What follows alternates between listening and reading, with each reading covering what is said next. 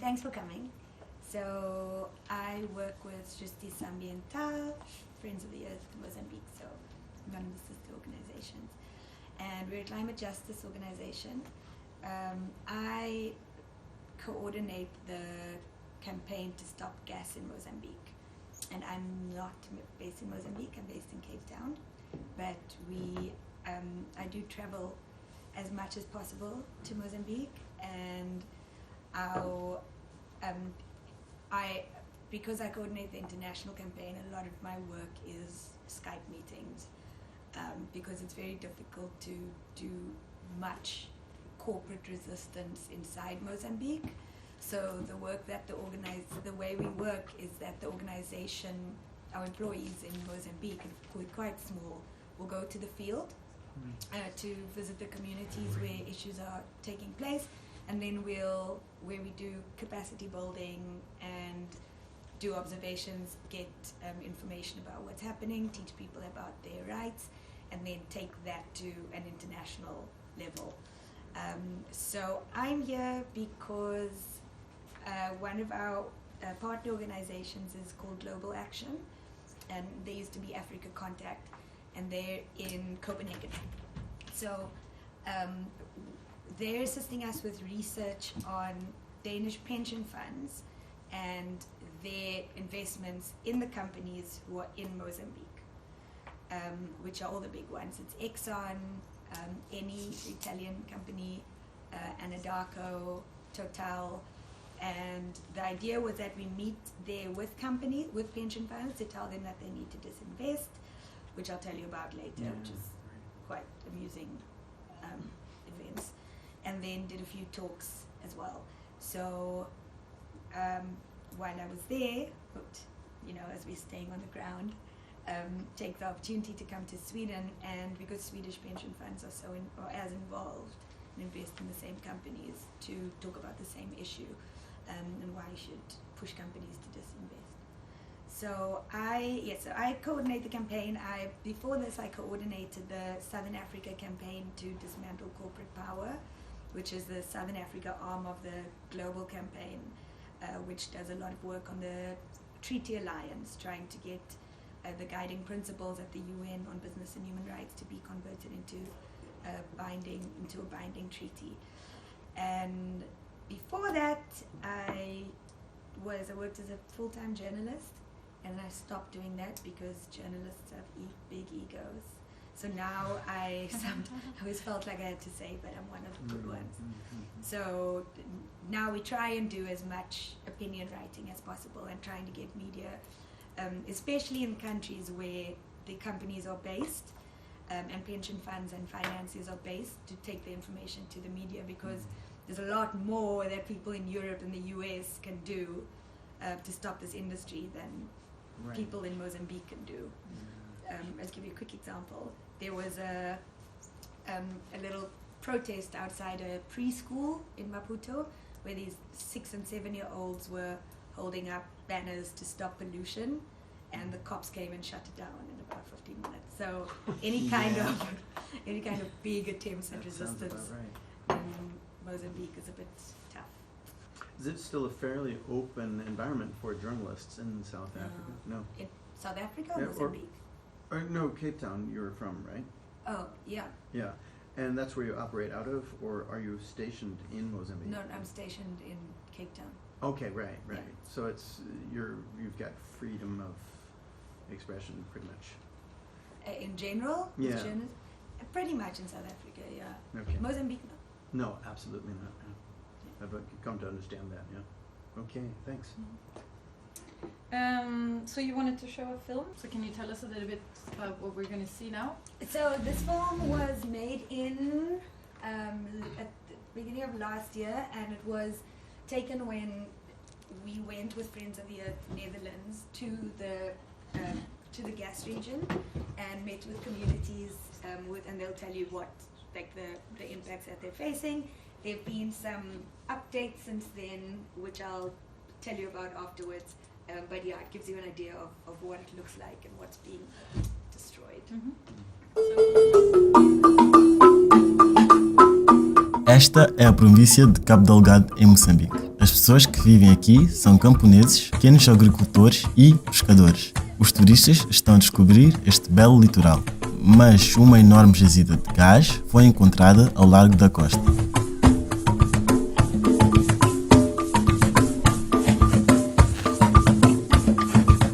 Companhias petrolíferas como a gigante norte-americana Anadarko, a Shell holandesa e a Eni da Itália estão a aproveitar esta oportunidade para fazer parte do boom do gás moçambicano. Para dar espaço para a exploração de gás e indústrias, milhares de pessoas serão desalojadas das suas vilas. Abibu Nivisiami é um pescador da aldeia Milamba. Ele vai ser desapropriado do seu terreno à beira-mar porque a companhia petrolífera Anadarko está a planear construir uma terminal de gás natural liquefeito. Hadi zangu za kuwaka mali ya uvuvi omi tangu nipongoliwe nikula na uvuvi. Kwa siku nyingi nivua mpaka kuja na dalku nepa ningali nikivua. Na nopopo katambia kama nisakwati modalini mulawepa moke mukavua upande mwingine. Nguvu zile kwa nguvuni. Os moradores de Milamba estão a ser expulsos das suas terras e forçados a mudar para uma nova vila, longe da praia, o que torna impossível para os pescadores continuarem a ganhar a vida através da pesca. Nós vamos sair aqui ao lado de margem para lá fora, quase 15 quilômetros. Como nós vamos conseguirmos trabalhar de lá para aqui? Principalmente nós somos pescadores. Desde na minha infância, desde criança, eu sou pescador até agora.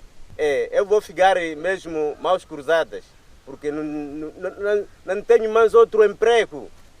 Munu kabala kakitunda ngalawa ya mwani. Wanu wa mwani wa kuishi mwani, wanu wa bala waishi bala. Sambi ipo vinu vile bidi ukininanganiza maso.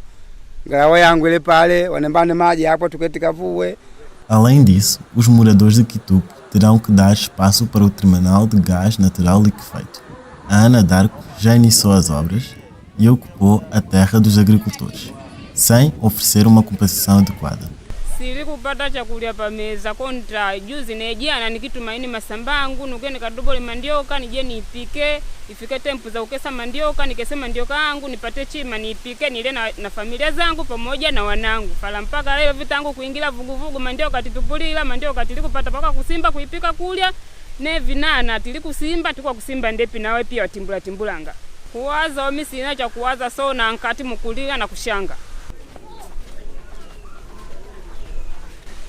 O sentimento da comunidade é de viver com receios, porque a empresa tinha como promessa, quando a pessoa perdesse a porção da terra, deveriam compensar com a mesma porção. Se alguém perdesse 10 hectares, deviam entregar 10 hectares, mas agora o que está-se a falar, esse é de 1,5 hectares. Isso significa de que a promessa foi falsa. Portanto, dizer de que é muito lamentável, porque as promessas eram boas, mas não há nenhum cumprimento que se demonstra até agora. O que eu vejo que é muito importante que é a machamba, porque os nossos pais, os meus pais, deixaram-me de machamba. Então, se a empresa está me dizendo que é uma coisa importante, de que é a casa, para minha parte não vejo que é uma coisa importante, porque tenho os meus filhos que querem comer, querem viver, querem estudar, e estão a estudar através dos meus coqueiros que deixaram os meus pais. Os habitantes de Milamba e Quitupo serão transferidos para uma nova aldeia ao lado da Senga. Mas esta vila também está a ser ameaçada pela indústria do gás. A Shell quer construir uma refinaria de gás ao lado de Senga, num terreno que agora é usado pelos moradores para a agricultura. Cristina tem medo de perder o seu campo de arroz. Essa machamba pertence à família desde os meus antepassados. Essa área é importante, muito. Até nós aqui, todos aqui, confiamos nessa área para termos machamba. Toda a comunidade de Senga, as machambas deles estão aqui mesmo. Essa área que ele precisa.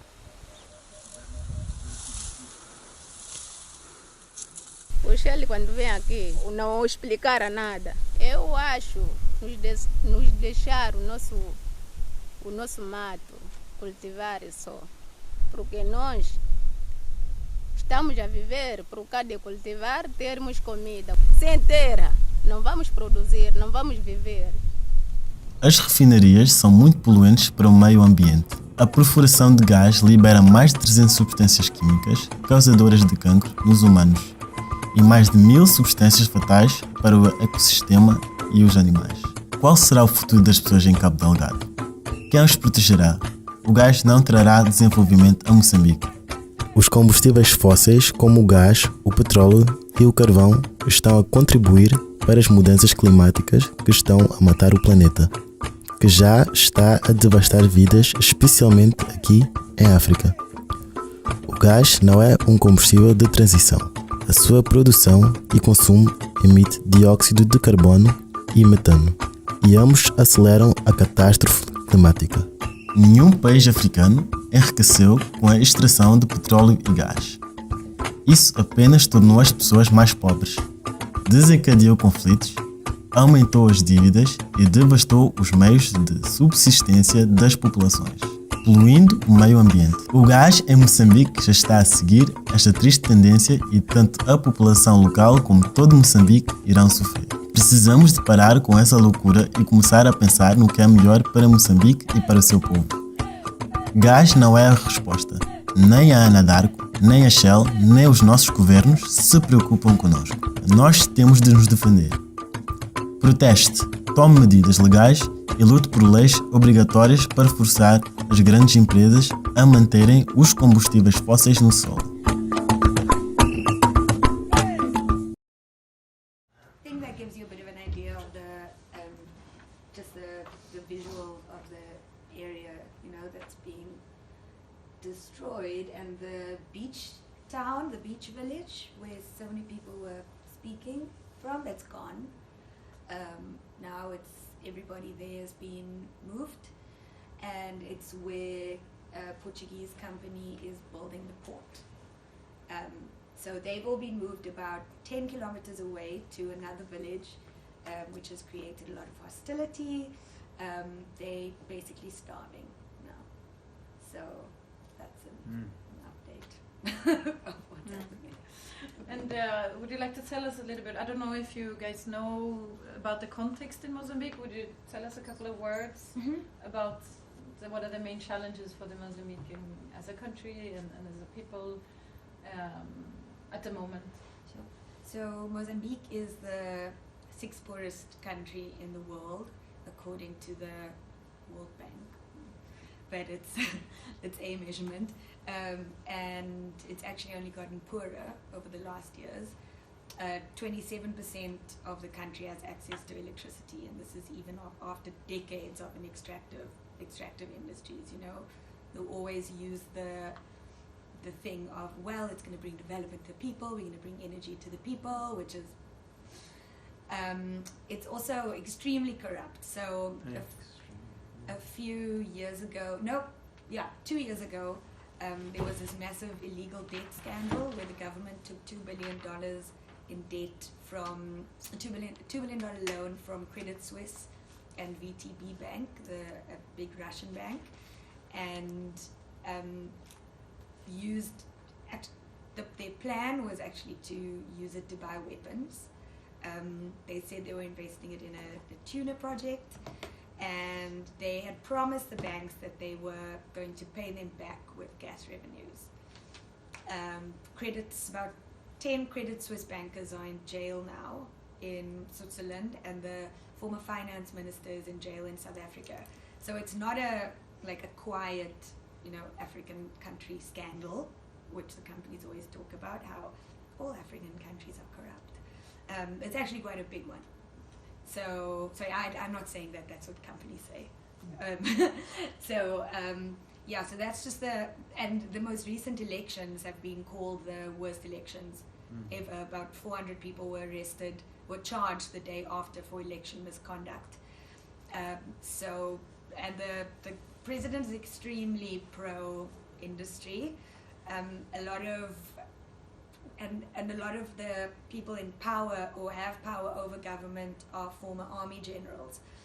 So there's still a lot of militarization interests and private security interests in the government. It's very difficult. So those protests are just, for clarity, were not in Mozambique. They were about Mozambique, but they were elsewhere. There's very little media freedom there. When two journalists were arrested very quickly when they started writing about the gas in Cabo Delgado, in the gas region, and under some ridiculous charges. And also, it's in the north, in the gas region, there've been a lot of attacks by what the government's calling Al-Shabaab and ISIS. They haven't actually claimed it. It's kind of very convenient, and people believe it's very linked to the gas industry, which I'll explain to you. So it's quite a volatile country, though even civil society has a really hard time. We get hacked all the time, which is why we have a little WordPress blog and not a nice website. We can keep just, reloading this WordPress blog. So yeah, very stifled. And so that's the context in which these companies are operating.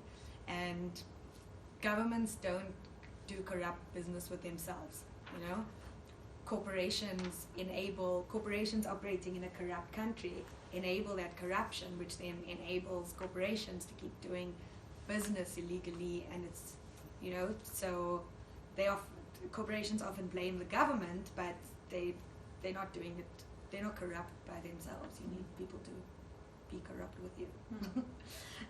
Yeah.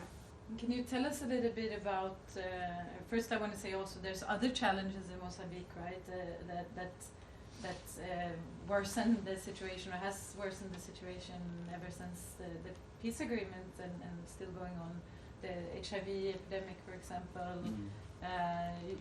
You would also have, a high malaria prevalence.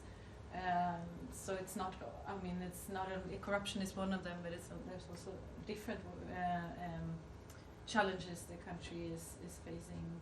Yeah. In addition to this. Yeah. And conflict is no one education. of them. Education, lack of education. So can you tell us a little bit about JA and how you combat these issues, for example, and before you tell us a little bit more about the gas industry? So JA is a climate justice organization. It means environmental justice in Portuguese, and we work on, just for clarity, we're not trying to get corporations to work better. We're trying to get them out of the country. We're part of the Dismantle Corporate Power campaign, and we're also part of the Treaty Alliance. So we're very clear about that. And we work on issues with rural communities who are being affected by big corporations. So we work on big dams, deforestation, pollution, oil, gas, coal. We work in lots of different parts of the country, and it is quite special that we have people on the ground in communities who then share the information directly with us, and we can trust them and they trust us, because there's very little trust between civil society and communities. Because a lot of civil society is very linked to companies and to government. With this information that we get on the ground, we try and take that to an international level where people can use that information to make a change where they are, because that helps a lot more than we can do. Local resistance, we try and help a lot with, work a lot in local resistance. So teaching people about what their rights are. It's difficult for them to actually implement those rights when you have a situation like in Cabo Delgado, when companies have consultation meetings with the communities. There's usually a community leader there who has been bought off by the company. When people resist, the cops or the army show up. So we would make sure that we have somebody there to watch what's happening, to be able to know that, for people to know that you're not alone. We're here. One of the things we did, like a recent success, was a lot of what the companies do is that for a consultation meeting to be successful, for them they need a certain number of signatures, and they bring in people from other villages to these meetings to sign off, because most people from the villages who are being affected don't actually want to sign these compensation agreements with the companies because they're bull, right? But none of the women agreed to sign the contracts because we'd worked with them a lot, and because none of these women had signed the contracts and half of the signatories have to be women, they couldn't go ahead with this compensation. So Fantastic. and successes are hard to come by. Yeah, I mean the campaign's going to be going for about 2 years, and it's tough. It's frustrating, but success like that seems small, but it's also because it's a community success. You know, it's people having done this themselves, especially in such a dangerous, life-threatening situation. Yeah, that's what I wanted to ask you. Is it dangerous both for you and for the affected communities to oppose these investments and these developments? Yeah, so I mean, it is dangerous for us. Also, this is why it's also quite an advantage that I'm in Cape Town. When my colleague started calling around about the private security industry in Mozambique, he got a phone call 2 days later saying back off. Everyone knows everything in Mozambique, everything. And all politicians are really, everybody takes some money into their pockets, and it's very politicized country. And Cabo Delgado was where Frelimo started. It's extremely politicized province as well. And Frelimo is a ruling party. Yeah. And there's two parties. Frelimo, Renamo. Yes. A lot of tension there. And I mean, they say that the walls have ears in Mozambique. Yeah. So, would you like to tell us a little bit more about the gas industry in Mozambique and also if it's relevant what you've worked with in South Africa, but mostly now in Mozambique? Yes. What would you say briefly about the industry? So I'm going to stand up. Sorry. So the industry it's sort of exploded over the last few years. Is it okay? No. Do you want No, okay. It's exploded over the last 2 years. About 10 years ago, Anadarko, the American company, they found 10 trillion tons of gas. They're the ones who started the projects. So there are currently 3 projects that are taking place off the coast of, in the Rovuma Basin, which is off the coast of Cabo Delgado, extremely beautiful province. And it's going to be a bit tricky because Anadarko no longer exists. They were bought by another American company, and before the company bought them, they sold all their they sold all Anadarko's Africa assets to Total. So Total now owns and has started operating one of the projects. And Anadarko is saying that they're not responsible for what's happened to people on the ground because Total now owns the project. And Total is saying, well, we're not responsible because we didn't do this. So there's no responsibility at all, and this goes up to the companies, then goes up to the financiers, goes up to the pension funds, goes up to, and the higher it goes, the less and less responsibility there is. So the biggest companies involved here are Exxon and Total and Eni, which is the big axis of evil Italian company. What did you call it? Eni. E-N-I. Yeah. There's also some information papers on the table to the left for you to bring with you. You can even walk by and get them now if you want. And Eni is just to give you an idea about this company, the board is interchangeable with the Secret Service, pretty much. They all come from each other. It's very scary. And Eni is now on trial for the biggest corruption scandal ever in Nigeria for paying $2 billion to one politician for an oil field in the Niger Delta. And the financiers and pension funds say, well, it's still in court. There's nothing really we can do. We're not going to disinvest in them until we know what's happened. So because of the industry, before operations have even started, about 1,000 people have been removed from their homes, lost their land, their fishing communities. They have nothing else. And the way that the companies have been measuring how much compensation people should get is by the number of palm trees you have. So if you have 10 hectares with 2 palm trees, or you have 1 hectare with 10 palm trees, you get the same amount of land. And now there are agrochemical companies, and we think it's Yara, which is the big Norwegian company, but not sure, who are coming in to teach people how to farm more on less. So that's, like Monsanto's dream. It won't be long till they're there, I think, either. And yeah, so that's there's also, so that's the one issue with the gas industry. There's no, the way that the companies came in is highly problematic. So E&I and Anadarko did an environmental impact assessment together. They did it in 2014. They started operating with construction in 2015, and it only got signed off in 2017. So yeah, they pretty much do as they please. The biggest companies here are so Exxon, Eni, Anadarko, Total, all international.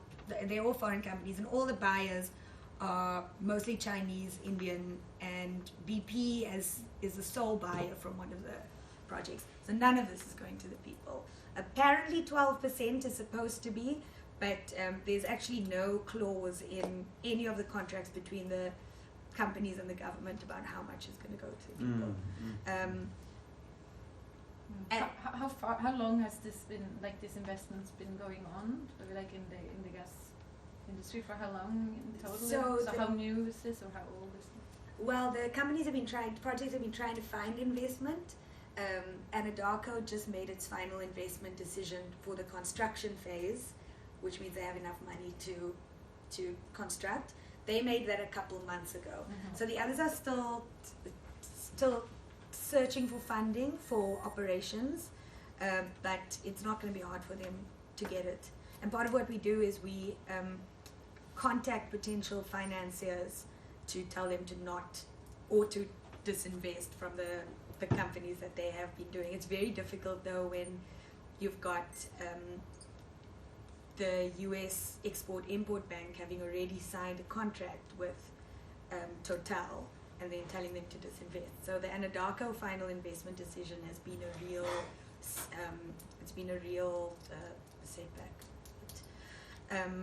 So yeah, and the financiers are a lot of government export credit agencies. So Atradius in the Netherlands, Sace in Italy, the Portuguese Export Credit Agency, the UK Development Bank, and now all Chinese, a lot of Chinese banks, Indian banks, and now, so the UK Export-Import Bank was going to lend $5 billion to the project.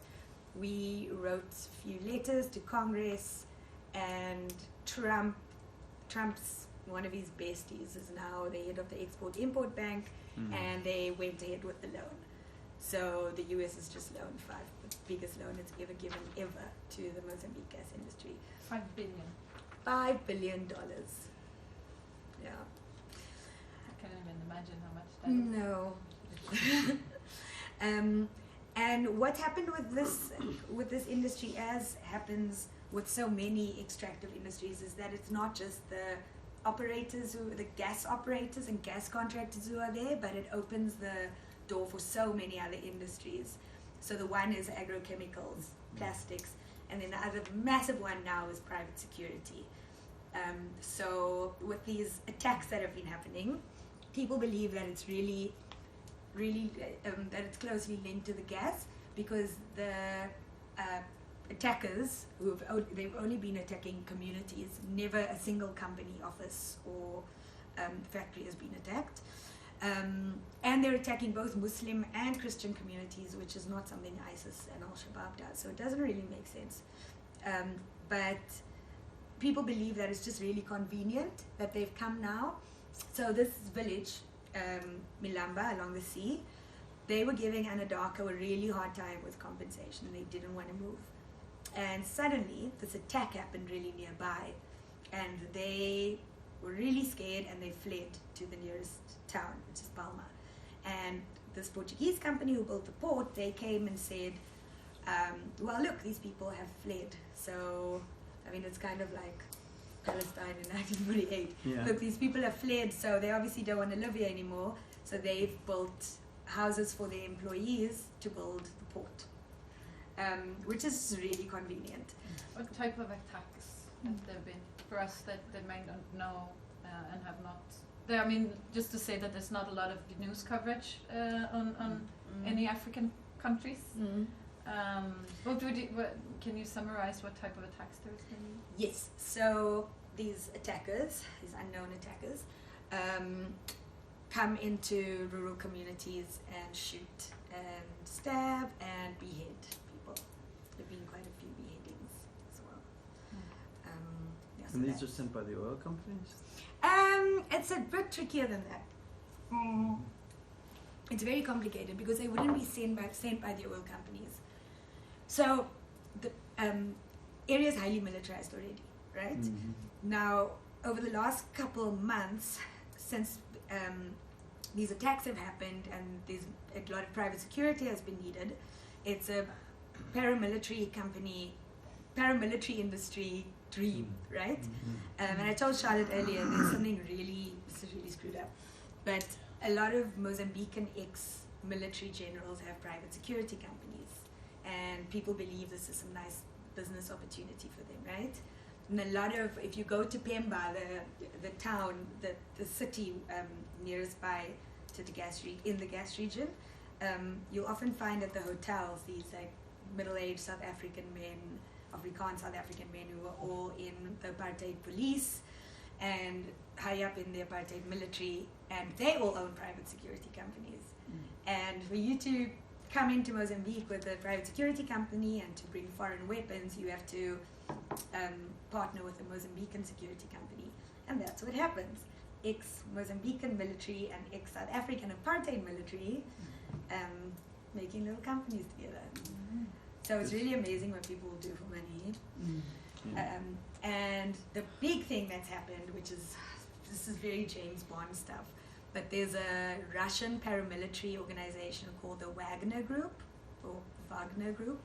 and does anybody know of them? Yeah, they've been active in Ukraine. They're so creepy. And Syria, Yeah, they were in the Central African Republic. They basically protect Russian foreign interest. So they were in the Central African Republic, and 3 Russian journalists, this was last year, 3 Russian journalists went to investigate them and ended up dead. And the owner he's known as Putin's cook, because he was a chef for Putin, and then he has all these catering contracts with him. So this company is, I also learned this recently, no Russian is legally allowed to be part of a paramilitary organization. So the company is registered as a training organization in Holland. But these guys all do combat support. There's loads of Russian soldiers on the ground, both paramilitary and military. So this is, yes. What do you mean? You said no Russian is allowed to be in paramilitary organization? Yeah. By who is forbidding them? By Russian law. By Russian law? Yeah. They forbid themselves to be in paramilitary groups. So they're not, you're only allowed to be in the Russian military, not work for private paramilitary. Okay. I learned this from Friends of the Earth Russia. I didn't actually look up the law, but I trust them. Yes. And now we trust you, I guess. Ooh, that's a lot of pressure. So, yeah, I think it's a mess. It's big. It's a big mess. Yeah. So I also wanted to ask you, okay, so you've gone into a little bit, or like quite a lot, about how this affects the community. Can you tell us a little bit how it affects the population and impact people's lives versus also how it impacts the environment? I mean, it might be the obvious here, but and how are they interlinked? Yeah. So when people so the fishing is a big thing, because these fishing grounds are where the companies are going to be operating, where they're going to be extracting the gas and liquefying the gas.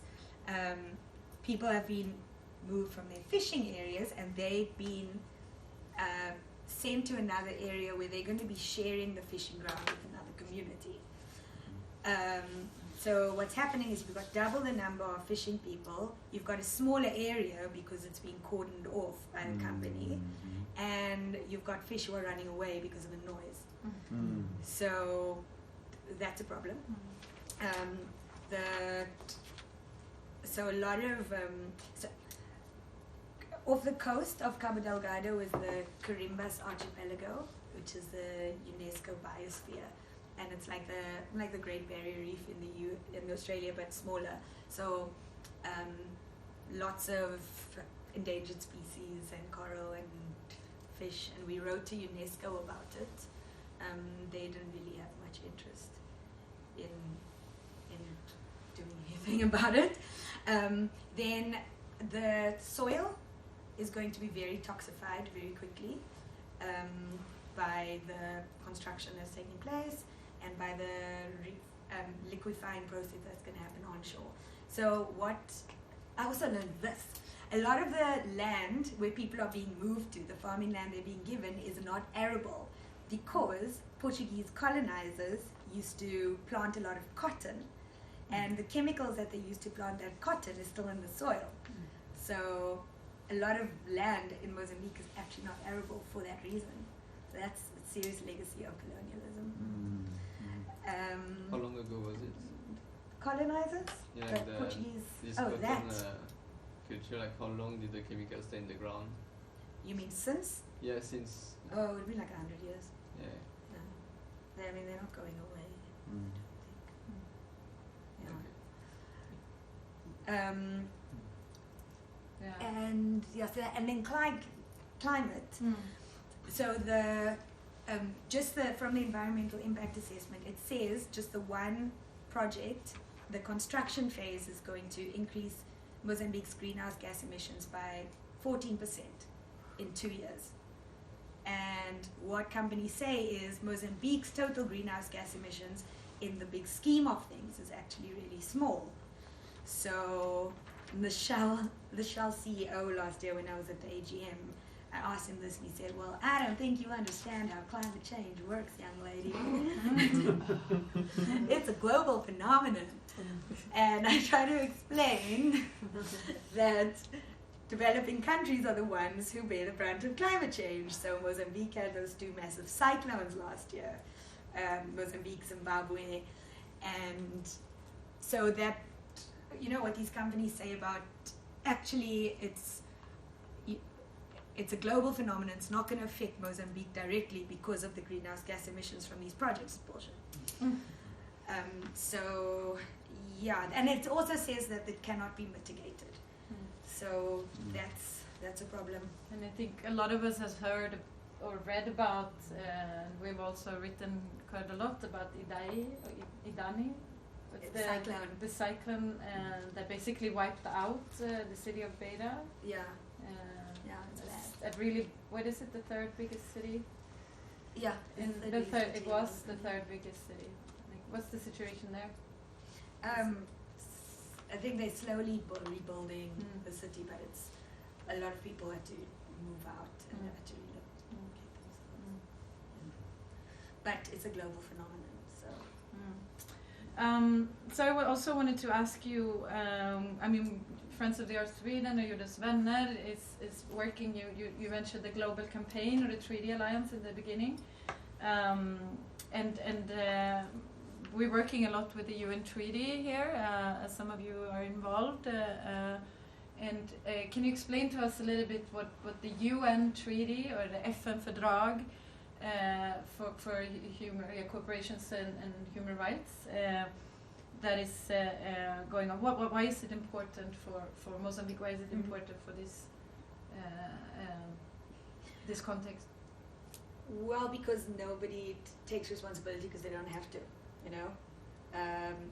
And so all of these companies and the pension funds and the banks, they talk about how the UN Global Compact and human rights, UN guidelines on business and human rights, it's really important to them, and they try and abide by Paris as well. And when I said to this guy at this Danish pension fund, I was like, actually, none of the companies you invest in abide by Paris. He said, well, that's a definition thing. So, but they ultimately say, so when we say, well, actually, this, forcibly removing people is a phrase that is it's quoted in the UN Global Compact. Say, well, if you look at the UN Business and Human Rights Treaty, and they look at our principles, we sort of have decided to use this one, and they just pick and choose from wherever they want to, because they can. Whereas a binding treaty would be one tool with which you can actually hold them accountable. And a lot of what developed countries say at the UN about this treaty is that it will discourage foreign direct investment. But foreign direct investment has done nothing in Mozambique. So it's really important, I think, because there needs to be some kind of accountability mechanism. And I mean, the UN needs to do something, Yeah. And we want to slightly slide over to the Swedish context as well. And with that, I just want to say that I work together with your colleague Eva Mendes, that is working. Erica Mendes. Eva Mendes is someone. That's she's an someone actress. else. Erica Mendes. I mean, we had a meeting with the Swedish delegate of the council in Geneva that convenes every year. Where we presented some cases from Mozambique, and we urged the Swedish delegation which was one person that was not active in the Human Rights Council, that was silent, as was the EU, and we were encouraging them to be for the treaty and to encourage the EU to be for the treaty, because Sweden is against the treaty or is in a silent mode or waiting mode at the moment. So there we're doing a lot of work jointly with the global campaign, try to get the European countries and Sweden to start looking at this and hopefully be positive and in favor of this. What else is there anything else you want to add with the treaty and the work you've done in the global campaign that you think is relevant for today? Well, one of the things is kind of linked to the treaty, but we have a tribunal as part of the Southern Africa campaign to dismantle corporate power, and it's a people's tribunal that takes place. There were 3 tribunals in South Africa, and they were, you know TNI, the Transnational Institute? Anyways, we did it with assistance from them. And it's an organization, or yeah. Do you know Monica Vargas? So she works for them. Yeah. So the coordinators of the global campaign it's sort of the secretariat of the global campaign. And so at this tribunal, we took cases from Mozambique, and that was really good because there were jurors and So, and the jurors are all very closely linked to the treaty alliance. So basically, also we want to say that Sweden also, where they've been silent, they've not really said anything. They lean against the EU in this regard. They're also in favor of voluntary principles, the guiding principles that none of us are a fan of. We don't think that human rights can be, or environmental rights, so to speak, can be voluntary. It shows us, the history shows us that it doesn't work very well. But I also want to say, how would you connect all your work and what you've said so far to, and especially the investments of the gas industry to the Swedish context? And here you, of course, maybe you're not an expert on Swedish investments, but you know from our joint cooperation as well, and you've been alarming us about the situation in Mozambique. How would you connect these developments to Sweden? So Swedish pension funds, all of them, except 5. Except every 5. There is no 5. That would be why. There's actually a table. I can bring it up on the screen. Oh wow. These are the some of the companies, the big ones involved in gas in Mozambique. So there are the companies and that we talked about today.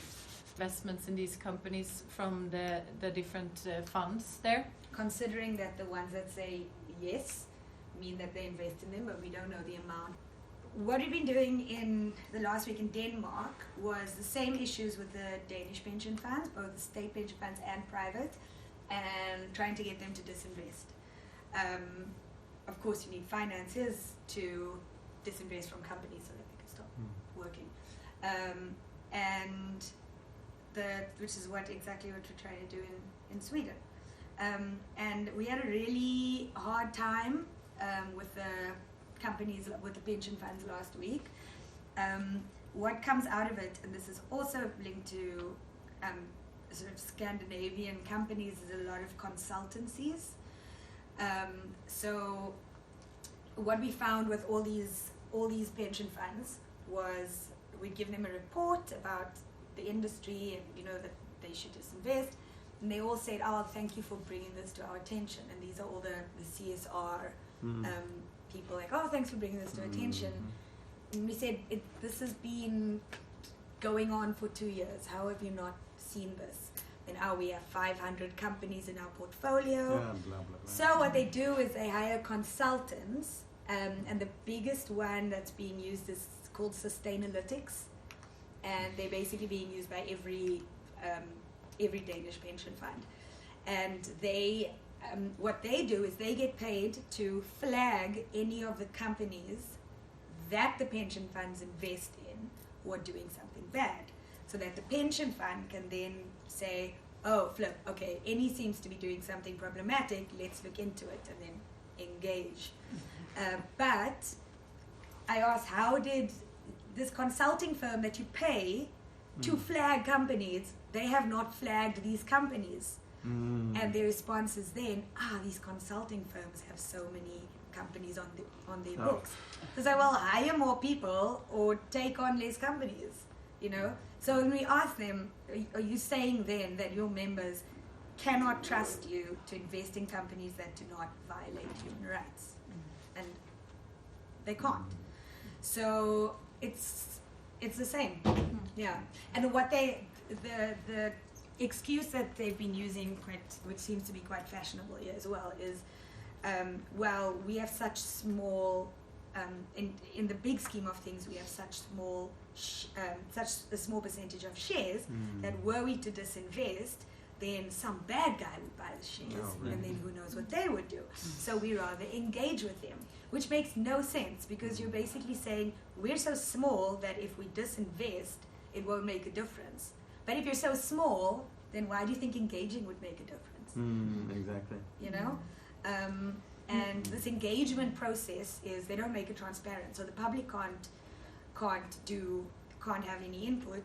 And also, the way that they engage is, So if, let's say, a consultancy flags the issue, or now we flag the issue by reaching out to them, they always say, oh, we're so grateful to you guys, we love working with NGOs. Like, yeah, but we reached out to you. What they actually do is the engagement is just talking to the company. They don't actually go onto the ground, they don't actually talk to any NGOs. So they basically ask the company, are you doing something wrong? And then Total will say, yeah, we're violating human rights. You know? So that's what the pension funds are doing. And so we feel like it's really important for you to push your pension funds to disinvest. And we can also add to that we've had different meeting requests where we had similar visits. We've tried to engage with the Swedish pension funds for them to meet with us and to meet with our visitors. We have visitors from Ecuador, for example, in the famous Chevron case. We've also had other indigenous leaders that have visited us from the Amazon. The prize winners for the rights livelihood and the alternative Nobel Prize, where they basically decline all meetings, including the Ethics Council. So we've seen this as a really, really large problem that we cannot, even when we have people that work on the ground, that bear witness, they do not engage, and they basically say, no, we can't meet with you, which is fine. Thank you. So that's an issue, obviously, for us as well, trying to make a difference. So what would you? I mean, we only have 15 minutes left now. I want to engage you guys to ask questions. I have a couple of more that I can save until the end. But I really want you to, in case you don't have to have questions, but if you want, the floor is open to ask Ilham if you have anything. If not, I will take my other questions. Yeah, please go ahead. Have you had any other impact in Denmark with journalists or politicians or someone else, some other NGOs maybe? It's really new. Yeah. So when Global Action started working on this about 3 months ago, so made this report. The media is tough, and because I think the idea of pension funds is not exciting, you know. So I think what we need to maybe be using as an angle more is it's your money, you know, it's taxpayers' money. But in Denmark, it's a lot of private funds as well. The fact that they had these meetings with us is really good, but aside from that, it's new. We had a lot of people at the events. The one event was a panel discussion with 50 people. So, but also I think that in Denmark, the pension fund campaign has been going on for a bit longer in general. So there was pressure on P Plus to disinvest in Exxon, and they did. But that was purely for climate reasons. And it's very difficult. The human rights reasons are actually not as important to them because the campaign in Denmark and a lot of Europe is disinvest for climate reasons. Yeah. And we can say here in Sweden that the funds have de-invested.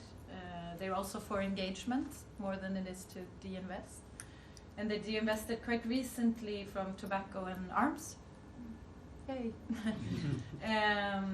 But we're trying to put a lot of pressure on them in regards to, there's been recently also a report that is really interesting to read from Naturskyddsföreningen that has been released regarding fossil fuel investments, if you want to have the exact numbers of how much money we and me, not you, but all of us has invested in these companies. And that's a report I can send it to you if you want to contact us, or you can just enter Google and search. That's a really good report as well to know.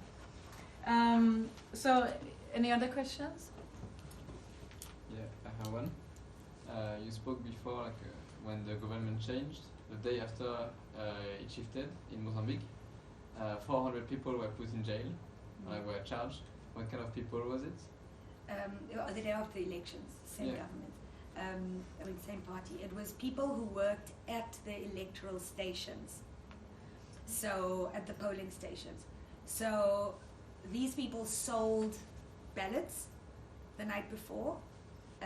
So, when you came to and you could fill them out the night before, you could tick your Frelimo party. And then when you came to place your vote, you could give these electoral, you could put in 10 votes. And these electoral monitors knew that you were doing that because they'd sold the ballots the night before, so they just pretended they couldn't see anything.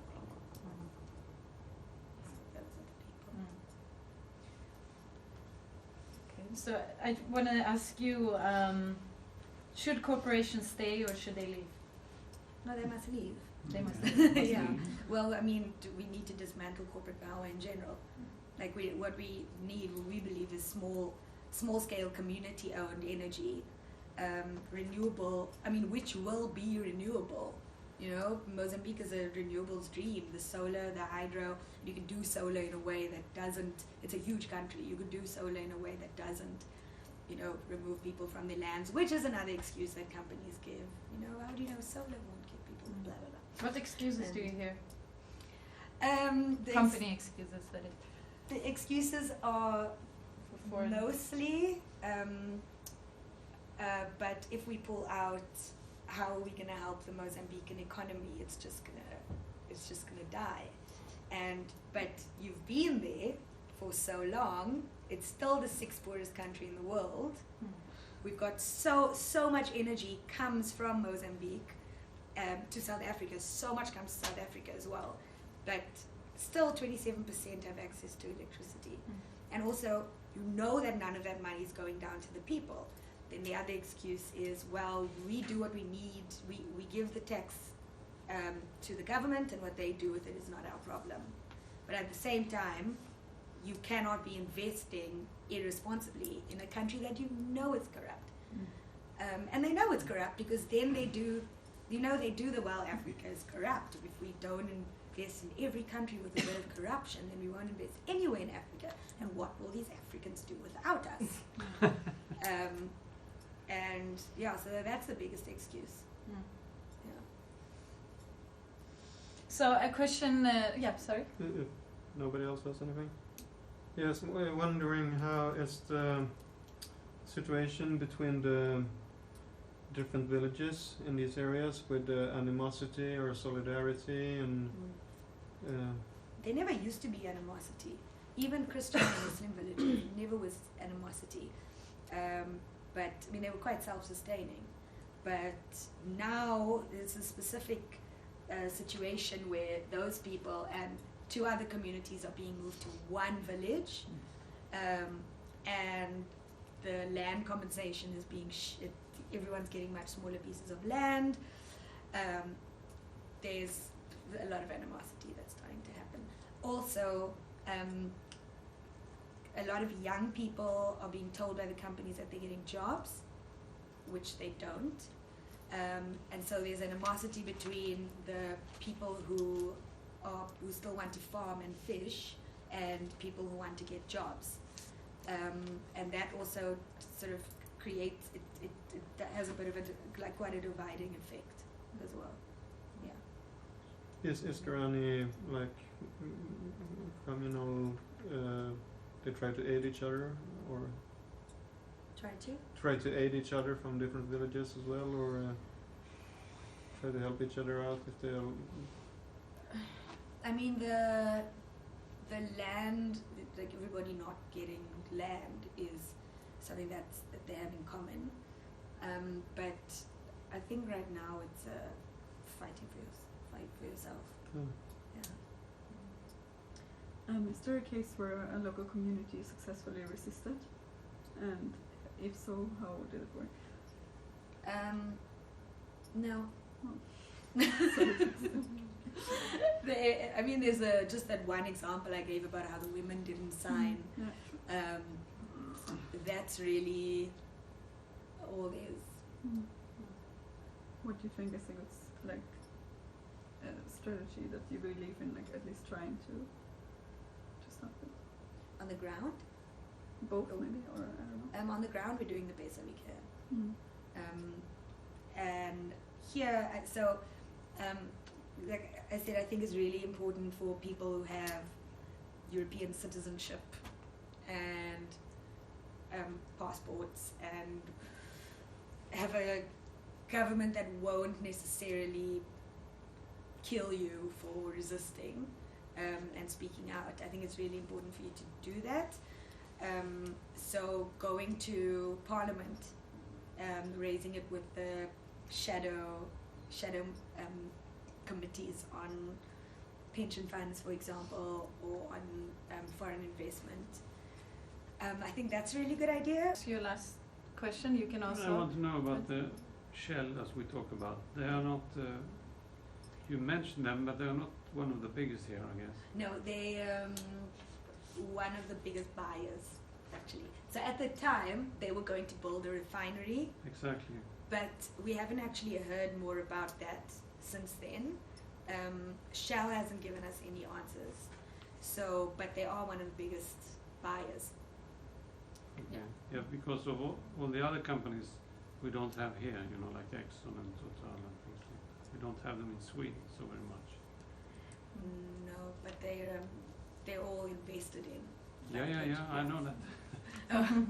Yeah, no, Shell. We just own them. Yeah. Yeah.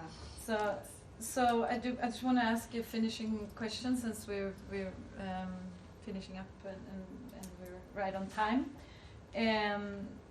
So since we have, I'm guessing, Swedish and non-Swedish activists here, what would you say that, except for this thing you just mentioned here about shares, which is quite new to us, since we're trying to combat the same position, but when it comes to the private, the public pension funds and their engagement instead of divestments, which we find is very non-transparent, which is a different thing. But except for that, what you mentioned, what do you think as a Swedish activist or as a EU activist? What are the main things? Spoiler alert, I might know what you can do from here, but in your words, what would you say to the Swedish activists that are concerned about this? So I think it may seem like nothing big, but writing emails and letters to companies and pension funds, which is saying we know what you're doing with our money, and we're on it, we're on you.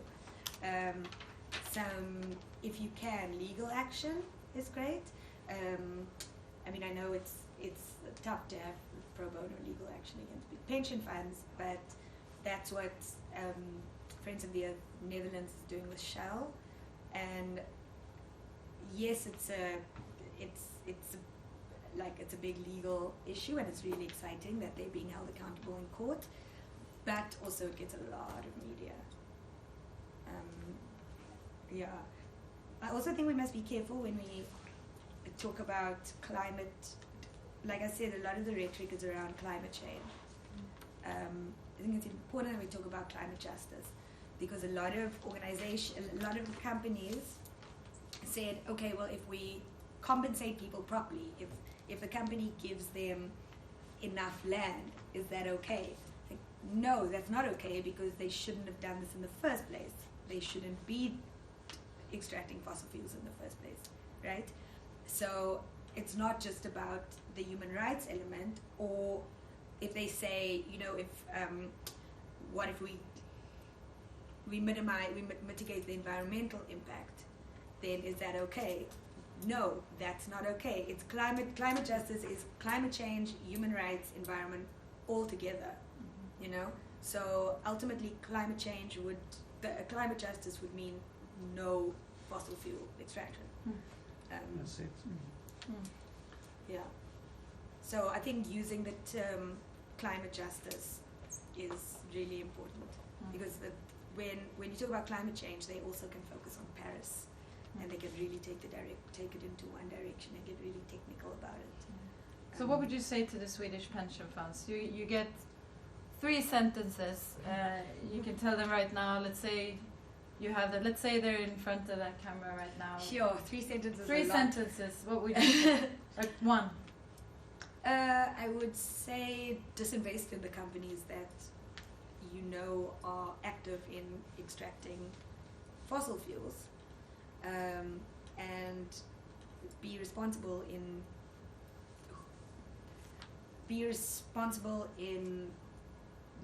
investing in. That's it.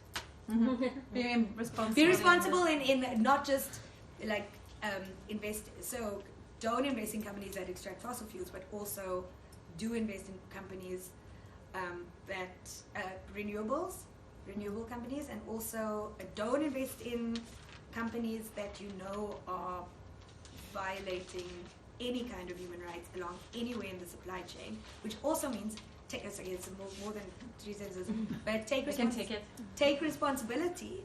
None of these pension funds take responsibility, you know, because they're so high up in the chain. But no, I'm sorry. Like, even when they say we have so many companies in our portfolio, I'm sorry. If Eni or Total is one of your is so big, then Google them when you go to work in the morning. Read the news. Go to Google Exxon and see what pops up. It's not that hard. Great. That's a great way to end this. We want to thank you a lot, Ilian, for coming. Thank you.